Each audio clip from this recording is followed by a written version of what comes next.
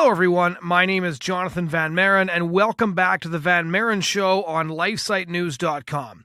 Some of you may remember a few weeks ago, we did an interview with Walt Heyer, who was a former transgender person who realized that transitioning from male to female had not, in fact, helped his gender dysphoria, but instead had basically destroyed his life, was how he explained it to me on this show.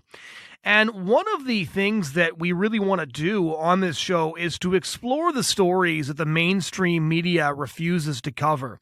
And one of the biggest stories currently that the media won't cover, despite the fact that it is one of the trends that deserves the most attention in our current cultural climate, is detransitioners. Now, many of you will probably be able to guess what detransitioners are.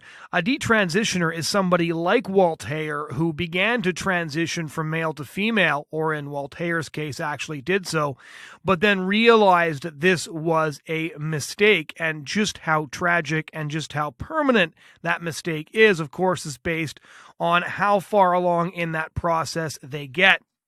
Transgender activists have been desperately trying to keep these stories out of the news, and people who have become detransitioners, or people who have simply questioned the transgender orthodoxy that so-called affirmative care, you notice here that this is sort of insidiously Orwellian, because affirmative means not affirming the gender that they were born into, not affirming the biological reality, but rather affirming the gender dysphoric delusion that a male may be in fact a female, or a biological female might be a biological male.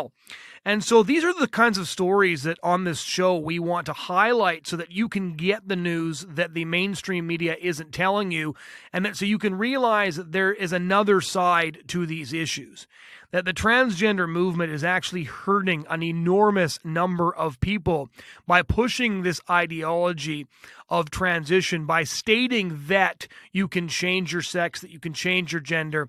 And so one of the people I wanted to speak with is a young man named Geoffrey McCall, who began experiencing same-sex attraction when he was very young, when he was 12 years old, began to live that lifestyle out by the age of 15, and then eventually began to live as a woman. I don't want to give you too many of the details of the story, of course, because that's why we're having him on the show, so he can tell you his story himself. But I want you to really listen to the details of Geoffrey McCall's story and think about what would have happened if he'd been a little bit further on down this path. And also to recognize that this weird schizophrenia in the transgender movement, this idea that you can both be born into the wrong body, but also that you can switch back and forth. There are stories that have been covered in the British press, for example, of a supposedly transgender person who felt as if he was a female some days and a male other days. So this ideology is very conflicting. It has no philosophical coherence to it, and they're still apparently just trying to work everything out. But stories like Geoffrey McCall's really shine a light on the human rubble that is being left in the wake of the transgender movement. And this is the rubble that you're not supposed to pay attention to. These are the people that you're not supposed to listen to. But we think that these stories are really, really essential. And we're glad that you're tuning in to expose yourself to a different point of view. So this is Geoffrey McCall's story, which he was kind enough and brave enough to come on and share with us. Well, Geoffrey, just to start off, could you tell our listeners a bit about your story? It's quite an extraordinary story. And so, yeah, just introduce yourself to our listeners. Hey, well, thank you for having me. My name is Geoffrey McCall. I'm from Royston, Georgia. And a little bit about my story, just to give a synopsis before I go into it, is it's just a story of my identity.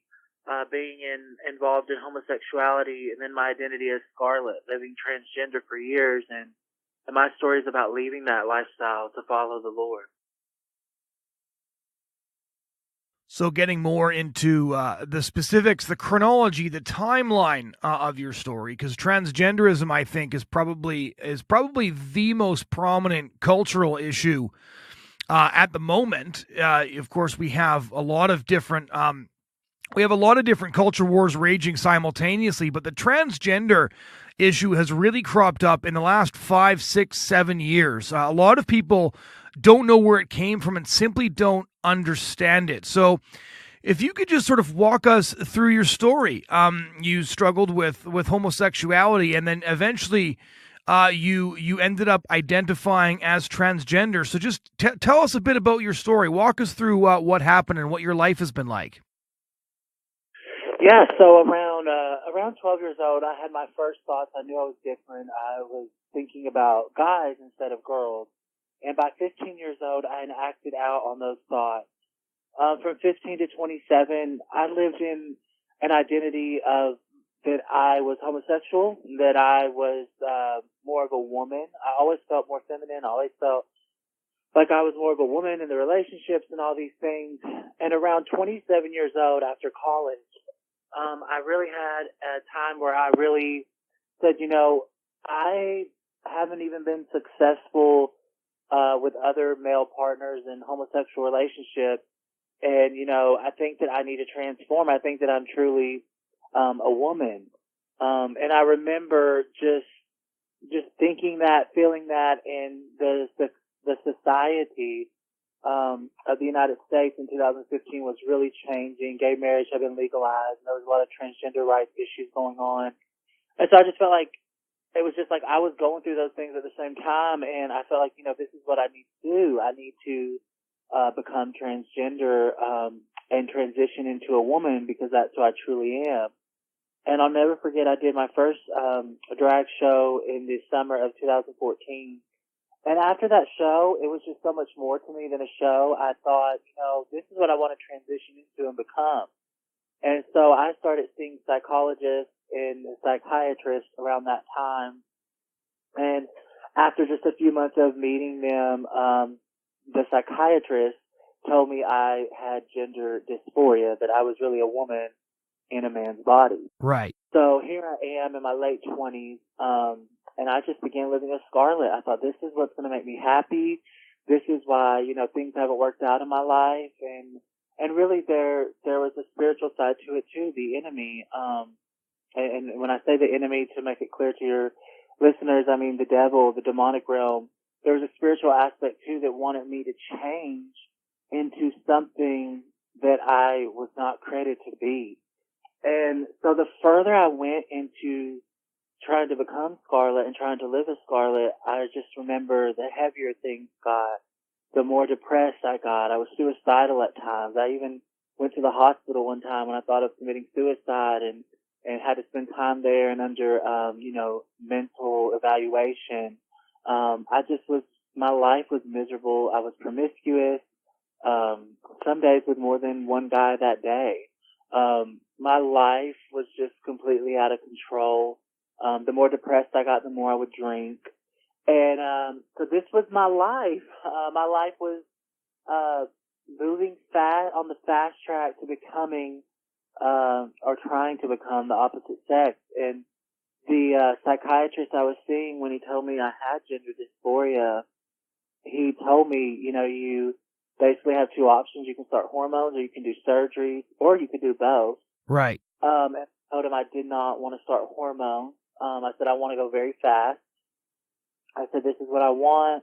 I need to become a woman quickly. I want to marry a man one day and adopt kids and all these things that I thought I wanted in my life.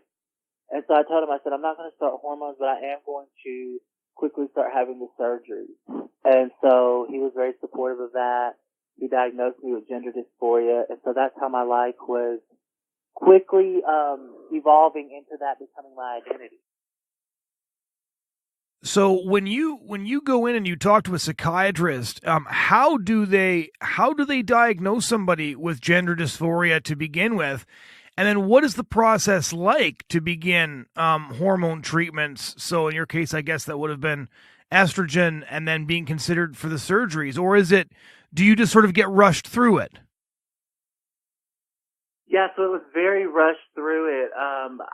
Like I said, I saw two different psychiatrists during my time in graduate school. I was getting a master's in history, and it was during those years that I was living as Scarlet, and it was then that I was seeing him, and it was just within a couple of months that he diagnosed me with gender dysphoria after knowing me. And basically how he, when he told me I had gender dysphoria and how he did it was, simple questions and talking to him and just telling him that I felt like a woman, that I started dressing like a woman, that I was, seeing men as a woman, that I was like wanting to become this life of Scarlett, the name I went by.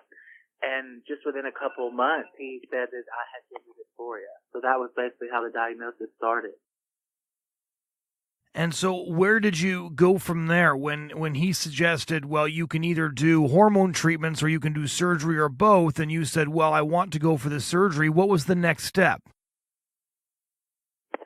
So the next step was to begin the surgeries. I did not have I did not have any of the funding at that time to begin to start having surgery. So it was just really my next steps was really living as Scarlett. I started going to graduate school as Scarlett. I started going to my classes as Scarlett. I told my professors I was living as Scarlett. I was dating a man as Scarlett. So Scarlett, my identity was in that. And I just knew that when I graduated with my master's and got a job and things like that, that when I had the funds, I would begin the surgery. So my story changed swiftly in 2016. The end, it was the last semester of graduate school, and I just had an encounter with God. And I remember I broke down and I was crying, and I was just done. I was done with just giving myself away to men. I was done with just my identity and everything that I thought I was. Nothing was working the way that I thought I wanted it to. And I knew that if I had the funds that I was going to quickly begin surgery. There was like this last minute just calling out to God. And I remember I was in my apartment and I was alone, and I just laid on my bed and I was weeping. I was weeping so hard, weeping from my soul. I was crying and just mourning, and I was just like, I called out to him. I'd always heard about God, but to me it was like, God's there, I'm here. And I just cried out to him alone that night as I was weeping, and I said, God, I know people live for you, not just go to church on Sunday, like something happened in their life and they have joy and peace and love and all these things. And I just said, the last thing I said was, but will I live for you? And through all that weeping and crying, there was just a peace and just a stillness and quietness that came in my mind. And I heard him so clear say, yes, you will live for me. And it was from there. It was like a seed. It was like a sand, like as tiny as like you see like a piece of sand of like hope was put in me that day. And it was months later that I took my life as Scarlett, and I threw it in a dumpster. All my clothes, my hair, dresses, makeup, jewelry, shoes. It was my whole identity of who I was becoming. And about to start having physical surgeries on my body to even live fully as Scarlett. I took all that to a dumpster. I threw it away. And that was my process beginning with God of just realizing that he created me as Geoffrey McCall. He didn't create me as Scarlett. And the further I was trying to change into something that he had not created, the further I was depressed and suicidal, and the further I had any joy or peace. It was horrible. And so that was my beginning process with God.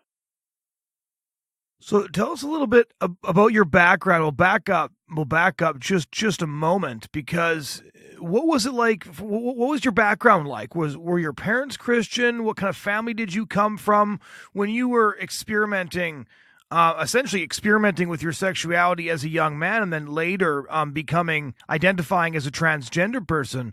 What was the reaction of your family? What was your background like at that time? Yeah, so I grew up in a Christian background. My mother and my dad were Christian. So I grew up hearing about homosexuality or transgender or things like that. We really did hear about transgender things when I was growing up in the 90s and early 2000s. I was born in 87, so grew up as a kid through the 90s and teenager years through the early 2000s. So we heard a lot about homosexuality because so many shows had come out in movies. There was always a gay character. So I grew up hearing about that, but never really transgender things. So growing up in a Christian home, I just heard about it as in this is something that the Lord is not, that the Lord doesn't want, that God doesn't want for people to live in. So that's kind of what I heard growing up, and that's kind of what I thought of. Now, as I went into the lifestyles, I kept everything secret and pushed back. And then when I was living at Scarlet much later, both of my parents did hear and know about little things, but I stayed pretty much away from them. And then there came a point where I was very suicidal and depressed, and my dad would actually come up to my apartment and stay weekends with me. And he just tried to encourage me and be there for me. He knew that I was very emotionally and mentally not well during that time. And so, where were your family members and everybody when you were on this journey out of that lifestyle? Yeah, they were definitely around. I have great parents, as in that my dad and my mom. They were just amazing in supporting me of coming out of the lifestyle and letting me know that they were there for me in any way that they could be. And so they were both a source of encouragement and a blessing in my life. And it was awesome to know, that they loved me and they supported me out of the lifestyle. Because when I left, my identity as being part of the LGBTQ community and, transgender and all those things, I lost about 95% of my friends. They were the ones that said, we support you no matter what, even as you're transitioning to Scarlet and all these things. But the minute I became a Christian and wanted to follow the Bible instead of what the world said about stuff, I lost, like I said, about 95% of them.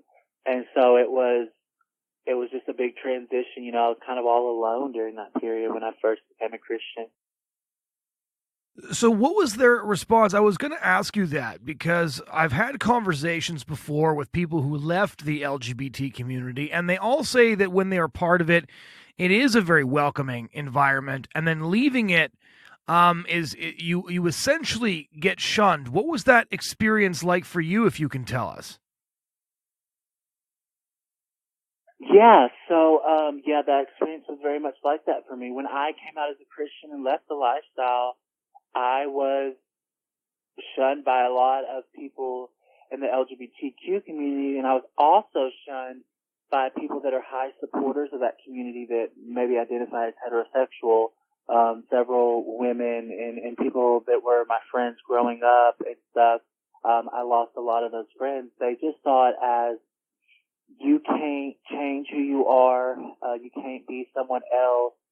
We don't know why you're saying all this. And then a lot of people just didn't like the part about what I believed in God and that Jesus Christ was his son and that he paid for us and that there was actually sin and then there's things, that are sinful that the Lord doesn't want us to be a part of.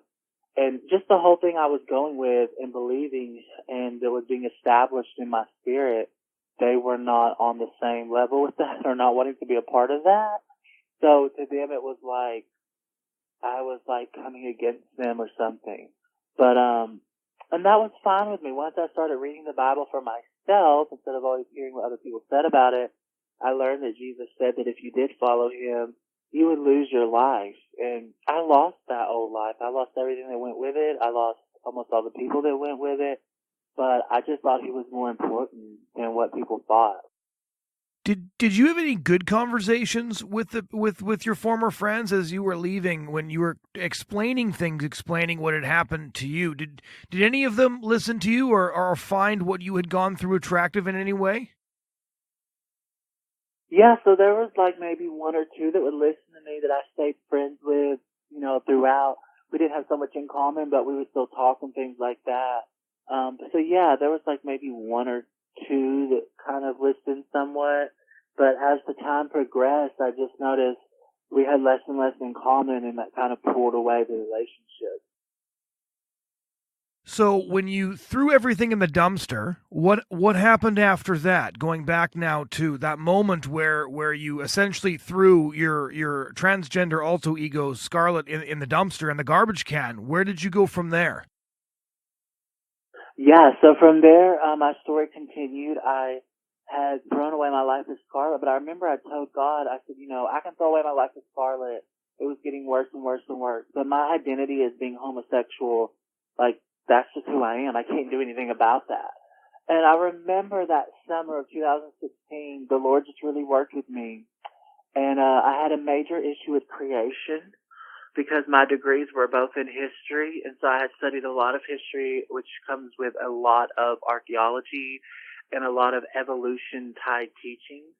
And I remember that summer, he just laid the groundwork. God, the one true God.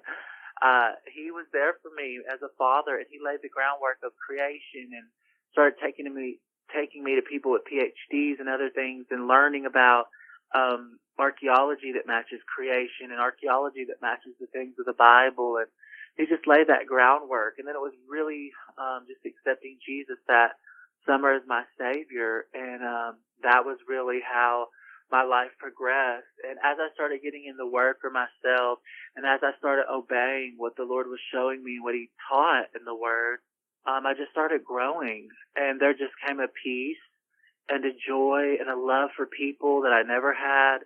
And my walk just continued with Him. And then from the beginning of being a born-again Christian, it was from there that the Lord laid on my heart and said, I want you to go out in this country and where I send you in the world, wherever, I want you to go out and share your story to help encourage others and bring others into the kingdom of God.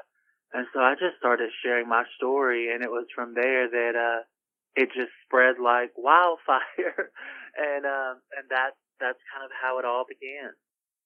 So what has it been like going public with this story? Because this environment, the culture wars environment, especially surrounding issues of sexuality and transgenderism, are extraordinarily toxic. And I've had Walt Hare on this podcast. I've talked to quite a number of other people who have gone through similar experiences. But even when the Atlantic magazine chose to cover the trend of detransitioners, as they're often called, the pro-transgender journalist got viciously targeted simply for acknowledging the existence of people who had chosen to leave the transgender lifestyle. So what has it been like coming forward with your story at a time when it sort of seems as if there's only one choice and only one perspective that's considered legitimate in the public square and the court of public opinion at the moment? Oh yeah, it's been quite an issue. I have had to deal with this on many fronts. I know last year when they heard about the Freedom March, where I was gathering other people with testimonies of leaving the LGBTQ lifestyles together in Washington D.C., I actually got called by the gay magazine, the Advocate, and just other secular, I guess, non-Christian media outlets. That were all very much trying to say that we were trying to physically change people's minds and that I was trying to make people change who they are. And what we always tell people, what I always tell people is that I'm just sharing my story and the power of the Holy Spirit of God that happened in my life and what He awoke me to and showed me. And so that's the same thing we share with these testimonies all around the country. And when I share my story specifically, I'm sharing what God did in my life. And the backlash is that, like you said, that there can only be one narrative. There's not one narrative. That is not true. And it's so upsetting to me and so many other people that people are trying to say, like, there's only one narrative and you can only live this way and that's just how it is and there's no other way, when that's not true. I know people that have been out of those lifestyles for 20, 30, 40 years. And so some of those people went on to get married. Some of those people go into a celibate lifestyle, whatever. But what I'm saying is, just like you said, there's not one narrative, but they really try to push me and other people to be quiet or don't share, or they'll try to shut us down, our voices down, or just speak against us or say that we're crazy or this is not possible. So there's a lot of backlash against it, but I'm fine with that. I actually think it's good we have backlash come against us, because those are the very people that I want to hear my story, and I want them to hear the other stories the most, is the people that have issues with this, because I know secretly inside so many of them want something else, want something more. So do you believe that the violent reaction to your testimony and to the activism that you're attempting to do with these marches for freedom and other things, that the violence of their reaction is a manifestation of the fact that they actually believe you have something they want, or they're scared that you might be right? What do you think that's all about? Where do you think that comes from? Ooh, that's a really good question. I really think it's multiple things, and some of them would be what you said. I think some of them are violently opposed because they think that we will come against their rights, which we don't. We're just sharing our story. I think some of them come against us because it stirs something inside of them, something they remember from being young, and remember a feeling of knowing just something wasn't quite right with this whole sexual identity, and that there's could be something more that God had for them. I know so many people that may not admit it, but that feel that way. So I think there's a stirring in people. It also stirs up and makes people uncomfortable in the LGBTQ community because of that last incident that we were just talking about, where it's stirring up something in them, because a lot of these people, the mainstream media, Hollywood, all these people have just condoned homosexual behavior, transgender behavior, that it's like when someone speaks up something that's truth that goes against the narrative, it's like it rattles something in people, because people want it to hear one thing, and then other people are sharing the truth out loud. So it does stir up something in people and revive something, and people that have just wanted to hear what they wanted to hear for a long time. And we notice and we see people all the time living in lifestyles for years and relationships and all these things, and hear about others and hear what God's doing, and leave those lifestyles and leave their partner and just say, I want to do something different. So yeah, it's we're considered like dangerous to those people, from some of those people within.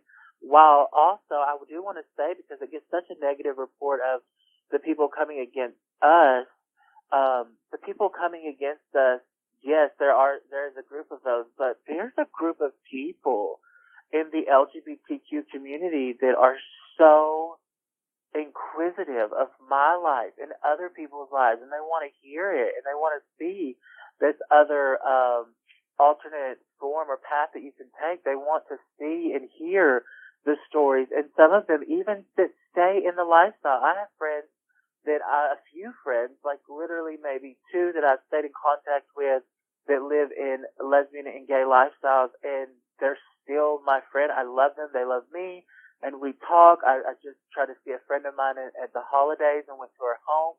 So there is just a friendship there, and a curiosity from them, because they're interested. It's something deep within them that's just interested in seeing what is this and what are these people saying.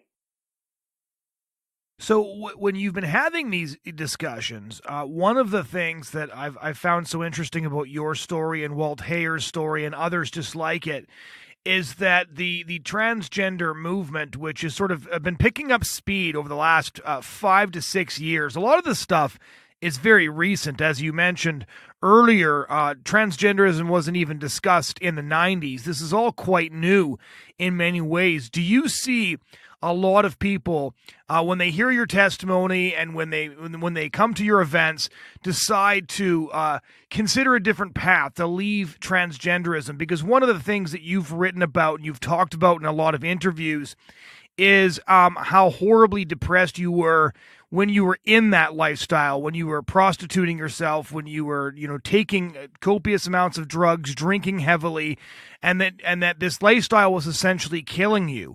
Do you meet other people who are still in that lifestyle and are sort of a mirror image of where you used to be and are looking to talk to you to find a way out? Yeah, so I have not ever, since I've been in ministry and sharing my story, I've never come across someone that specifically was like at the spot I was and wanted to come out. I do know other people that I met along this journey who were the same as me, that they lived in a transgender identity or in transsexual identities, things like that had also left around the same time I did or shortly after.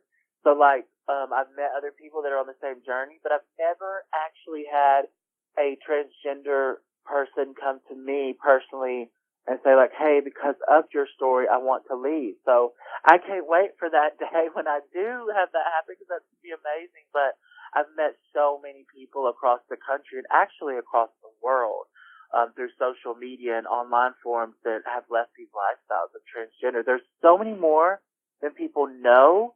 It's just the mainstream media won't share that. Well, on this podcast, we're trying to talk about these stories. So share a few of the stories that you have found so encouraging with our listeners. Yes. So there's just, you want me to share about someone else's story that's similar? Yeah, just a couple of the stories you found since sharing your story that you find really encouraging. Oh yeah. So I got to meet one guy in Los Angeles, California last year at the LA Freedom March. I met him, and I let him speak at the end with my speakers. I gather speakers that left lesbian, gay, transgender identities to follow Jesus Christ. I gathered them together for them to speak.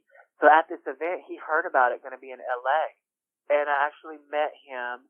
And it was there that I let him share, and his story was of leaving the transgender identity. He was actually Miss LA Pride of 2016, and it's just crazy. He left it all to follow Jesus, and he has a story just similar to mine, living transgender and the identity with that. And so that was an amazing story, because they actually, here he is in 2016 as crowned, Miss LA Pride at the pageant they have and the Pride stuff. And then a couple years later, here he is sharing his testimony of leaving it all to follow Jesus Christ. I had another story that's amazing from Texas, a lady who was in a relationship for 8 years with another lady, and she just broke it off with the lady and told her, like, this is not who I am. Like, there's more. I know something is just not right with that. And she had struggled with drugs and alcohol, mostly alcohol. And she said the more she got sober, and she was getting years behind her sober, like, the more time she went into being sober, she said the more it bothered her. And she went to God with it and went to spiritual guidance with it, and just realized this was not what she wanted for her life, that she knew there was so much more God had for her.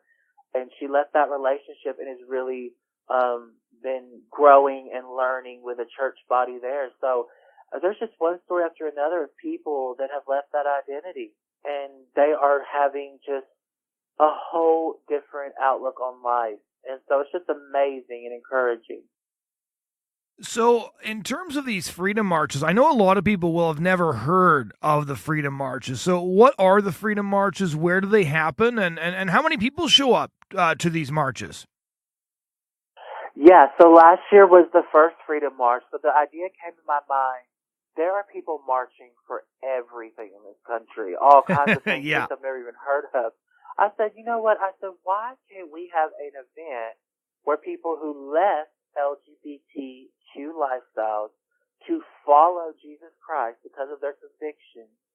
So I said, because of people's religious convictions, so many people are leaving those lifestyles. I said, there needs to be a place where these people can share their stories and testimonies and then march together. Why can't we publicly march in the streets? And the first place I wanted to go was Washington, D.C. And so this idea came to me around September of 2017.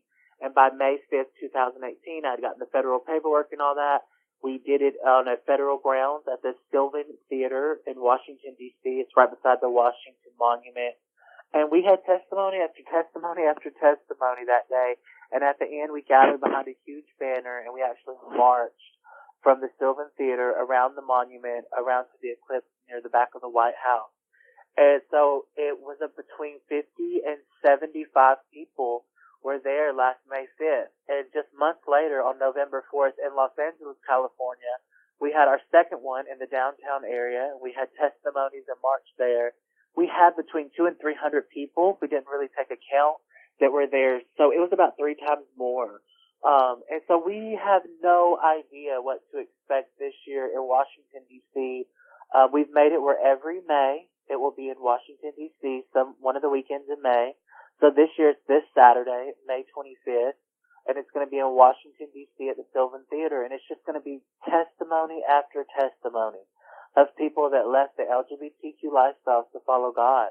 And it's just amazing. We have 3 this year, so every time it grows.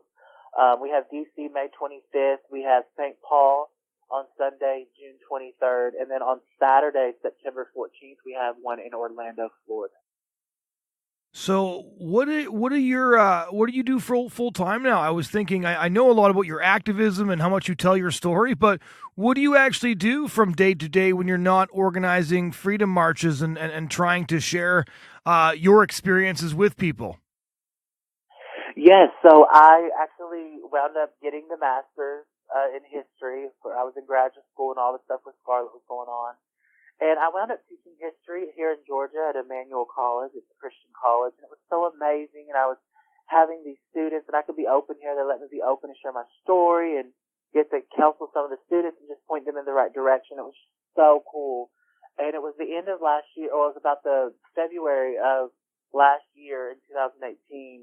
The Lord just laid on my heart that He wanted me to step out of faith and leave my job and my career and do this full time, and that there were so many people that needed help and that I needed to really be in full-time ministry. So I turned in my resignation, and they fully understood. I completed my semester and taught a summer class last year, and then it was pretty much from last summer till now I've been in full-time ministry. I started my own ministry. It's now being a nonprofit. It's called For Such a Time. And For Such a Time is the name God gave me for my ministry. And He just said, this is for this time, and to go out and share the truth with people all around the United States. So I'm in full-time ministry. I travel to churches, youth events. I do television shows, radio, media.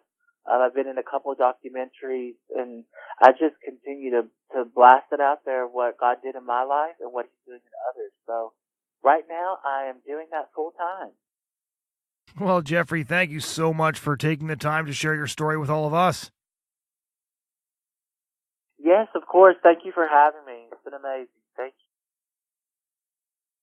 Ladies and gentlemen, that was Geoffrey McCall, who was formerly living as a transgender woman and has now been healed from that experience and moved on with his life. And he now spreads the message of freedom. He now is a living testament to the fact that the transgender ideology is a lie and that real change and real freedom is genuinely possible.